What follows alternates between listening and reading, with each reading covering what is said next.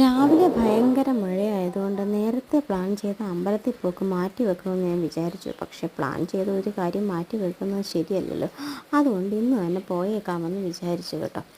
അപ്പോൾ രാവിലെ കുളിച്ച് കഴിഞ്ഞ് ഇച്ചിരി മേലിപ്പോട്ട് കേട്ടോ, ഇച്ചിരി കൂടിപ്പോയെന്ന് തോന്നുന്നു കേട്ടോ.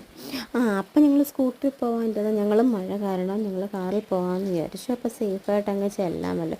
ലിപ്സ്റ്റിക് ഇട്ട് ഇച്ചിരി കൂടിപ്പോയോ എന്നൊരു സംശയം. യൂഷ്വലി ഞാൻ ലിപ്സ്റ്റിക് ഇടാറില്ല, അതിൻ്റേതായ ഒരു പ്രശ്നം എനിക്കുണ്ട് കേട്ടോ. നിങ്ങൾക്ക് എന്താ കാരണം വെച്ചാൽ ലിപ്സ്റ്റിക്ക് നമ്മൾ മേടിക്കുന്ന ലിപ്സ്റ്റിക്ക് എത്ര ക്വാളിറ്റി ഉള്ളതെന്ന് പറഞ്ഞാലും അതിലൊരു കെമിക്കലും ഉണ്ട്. അപ്പോൾ നമ്മൾ ഡെയിലി ഉള്ള യൂസൊക്കെ നമ്മുടെ ചുണ്ടിന് അത്ര നല്ലതല്ല എന്ന് തോന്നുന്നത് കൊണ്ടാണ് ഞാൻ ലിപ്സ്റ്റിക്ക് അങ്ങനെ ഇടാത്തതും അതൊന്നും അധികം പ്രൊമോട്ട് ചെയ്യാത്തതും.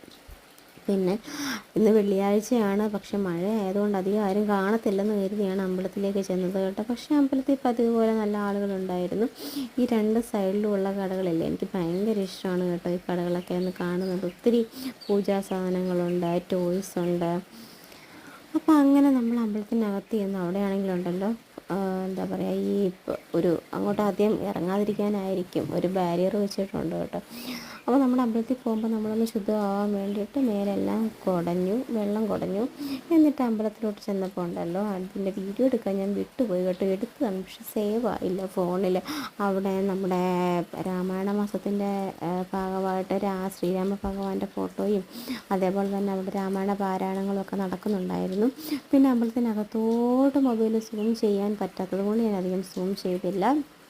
അതേപോലെ തന്നെ ഞങ്ങൾ അമ്പലത്തിലൊക്കെ തൊഴുത് കഴിഞ്ഞിട്ട് ഇറങ്ങി. അപ്പോഴും മഴച്ചാറ്റലുണ്ടായിരുന്നു. എല്ലാവർക്കും നല്ലൊരു മോർണിംഗ്. Thank you.